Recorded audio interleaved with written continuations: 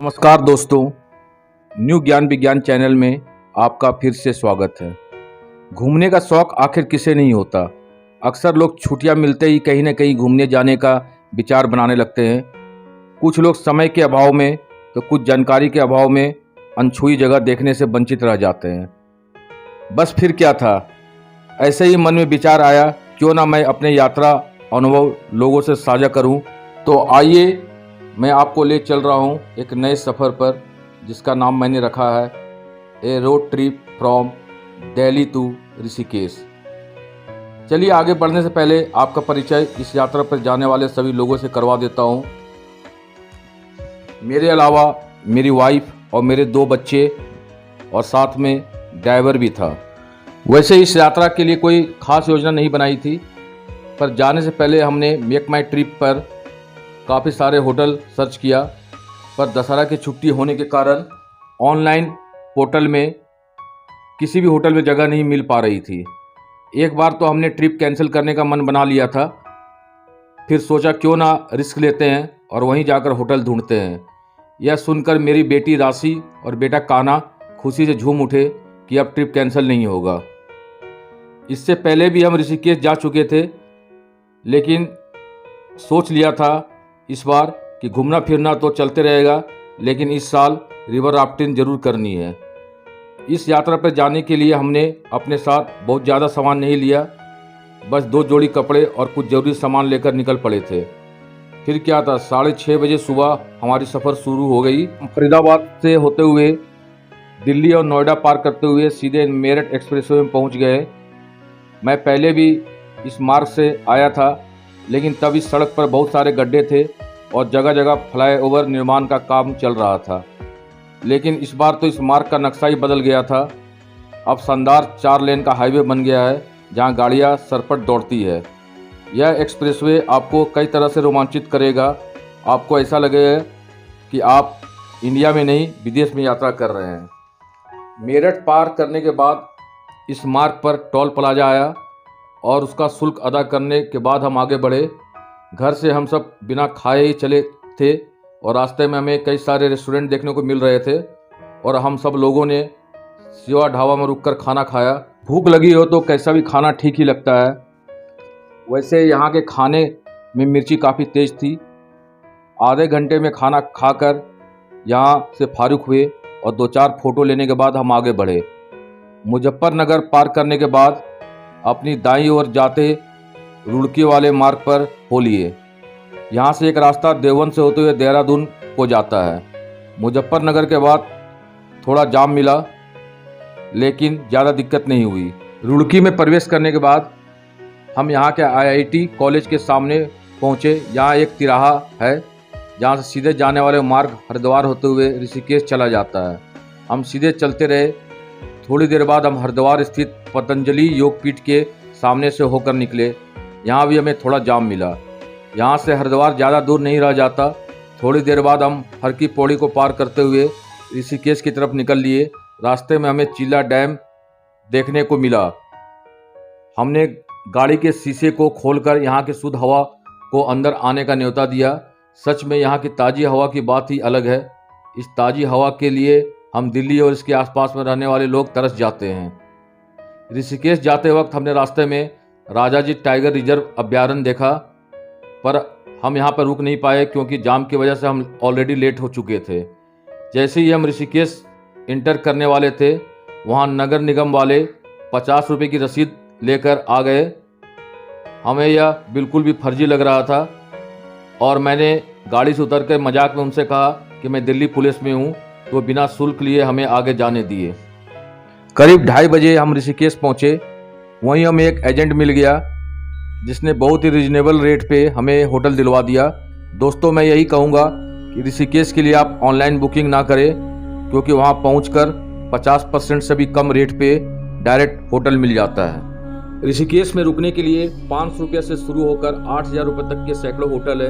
इसके अलावा बहुत सारे धर्मशाला और आश्रम भी है, जो कि होटल से कम किराए पे मिल जाता है। आप अपने सहूलियत के अनुसार कहीं भी रुक सकते हैं, पर एक बात जरूर ध्यान रखें, अगर आप अपने साथ गाड़ी लाए हो तो पार्किंग वाले होटल पे ही रुके। त्रिवेणी घाट ऋषिकेश। त्रिवेणी घाट प्रमुख पर्यटन स्थलों में से एक है।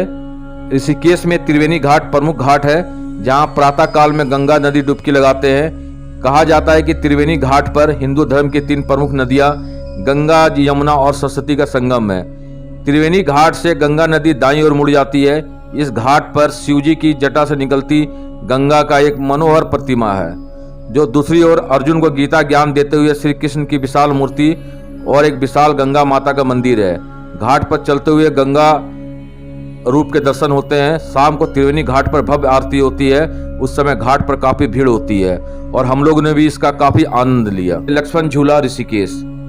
भगवान राम के छोटे भाई लक्ष्मण ने इसी स्थान पर जूट की रस्सियों के सहारे नदी को पार किया था। स्वामी विश्वानंद की प्रेरणा से यह पुल 1889 लोहे के मजबूत तारों से बना था। इस पुल के पश्चिम किनारे पर भगवान लक्ष्मण का मंदिर है, जबकि इसके दूसरी ओर भगवान राम का मंदिर है। कहा जाता है कि स्वयं श्री राम इस स्थल पर खुद आए थे। पुल को पार करके पैदल रास्ता बद्रीनाथ को और दाएं रास्ता स्वर्ग आश्रम को जाता है। वर्ल्ड योग कैपिटल होने के कारण यहाँ विदेशी पर्यटक महीनों तक यहाँ रुककर योग सीखते हैं। अगर आपको योग पसंद है तो वर्ल्ड योग कैपिटल ऋषिकेश में कुछ समय जरूर बिताना चाहिए। अपने रोजमर्रा की जिंदगी से आराम पाने के लिए भी देश और विदेशी यात्री पूरे साल यहाँ पर योग और मेडिटेशन की कक्षाएं लेते रहते हैं। पवित्र मंदिरों, घाटों, शांत आश्रमों और सदाबहार जंगलों से घिरे इस शांत शहर में कुछ न कुछ सबके लिए जरूर है। बीटल्स आश्रम ऋषिकेश। इसे 84 कुटी के नाम से भी जाना जाता है, जो कि राम झूला से 1 किलोमीटर दूर एक चट्टान पर स्थित है। यह वही आश्रम है जहां 1968 में बीटल्स बैंड ने कुछ समय रहकर ध्यान किया था और उन्होंने यहाँ कई गीत भी लिखे थे। यदि आप बीटल्स के प्रशंसक हैं तो आपको इस आश्रम में जरूर जाना चाहिए और यहाँ की शांति का आनंद उठाना चाहिए। स्वर्ग आश्रम ऋषिकेश। स्वर्ग आश्रम ऋषिकेश से 5 किलोमीटर की दूरी पर गंगा नदी के पूर्वी तट पर स्थित है। आश्रम को लोकप्रिय हिंदू संदेश आनंद ने बनवाया था। आश्रम के आसपास काफ़ी सारी दुकानें हैं, जैसे कि स्टोर, पार्क और चाय कॉफ़ी की दुकानें। मुझे यह लगता है कि जब भी हम ऋषिकेश जाएं तो इस आश्रम की झलक देखना जरूर पसंद करें, क्योंकि यह धार्मिक स्थल माना जाता है। तो जब भी आप ऋषिकेश जाएं तो इस पर जाना जरूर पसंद करें। शिवपुरी ऋषिकेश। ऋषिकेश में अगर आपने रिवर राफ्टिंग नहीं की तो इसका मतलब है आपका ऋषिकेश टूर अधूरा रह गया। जी हाँ, शिवपुरी ऋषिकेश की सबसे रोमांचक जगहों में से एक है। शिवपुरी अपने रिवर राफ्टिंग एक्टिविटी के साथ साथ आसपास के घने जंगलों और पहाड़ी दृश्यों के लिए भी प्रसिद्ध है। अब जब आप यहाँ जा ही रहे हैं, आप यहाँ पे बॉडी सर्फिंग, क्लिफ जंपिंग और रॉक क्लाइंबिंग जैसी एक्टिविटी में भी हाथ साफ कर सकते हैं। शिवपुरी बीच कैंपिंग, पर्वतारोहण, जंगल की सैर और जंगल ट्रैकिंग के लिए भी मशहूर है। ऋषिकेश में नीरगढ़ वाटरफॉल। नीरगढ़ वाटरफॉल ठंडे पानी की एक सुंदर संकरी धारा है, जो घने हरे जंगल के बीच में एक चट्टानी इलाके में बहती है। वाटरफॉल तक पहुंचने के लिए जंगल से होते हुए लगभग 1 किलोमीटर की दूरी तय करनी पड़ती है और एक चट्टान के नीचे उतरना पड़ता है। इस जगह पर आकर आपको आसपास के घाटी की कुछ मनमोहक दृश्य भी देखने को मिल जाएंगे। Jumping height Rishikesh.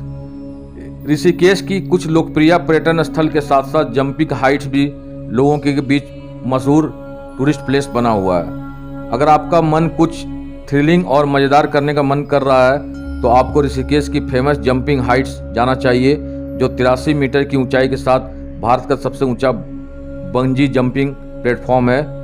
इसके साथ साथ आप भूतनाथ मंदिर भी जा सकते हैं, जहां पर आप ऊंचाई पर खड़े होकर पूरे ऋषिकेश का नज़ारा देख सकते हैं। हम लोगों ने संध्या आरती के बाद राम झूला में जाकर ठंडी हवाओं का आनंद लिया। वैसे तो राम झूला और लक्ष्मण झूला में ज़्यादा फर्क नहीं है, पर लक्ष्मण झूला राम झूला से ज़्यादा पुराना है और पौराणिक मान्यता उसकी अधिक है। राम झूला और लक्ष्मण झूला के बीच 2 किलोमीटर का डिस्टेंस है।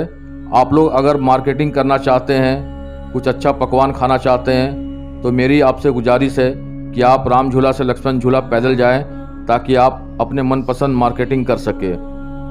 अरे हाँ, मैं तो ये बताना ही भूल गया, आप खाना कहाँ खाएं। राम झूला से 100 मीटर की दूरी में चोटी वाले का विश्व प्रसिद्ध रेस्टोरेंट है, जहाँ पर आपको वेटिंग एरिया में 1 घंटे तक इंतजार करना पड़ सकता है। वैसे आपसी अंतर कला होने की वजह से अब 2 चोटी वाले रेस्टोरेंट हो गए हैं। वहाँ के खाने के बारे में क्या बताऊँ, बस इतना कहना चाहता हूँ कि ऊंची दुकान फीकी पकवान।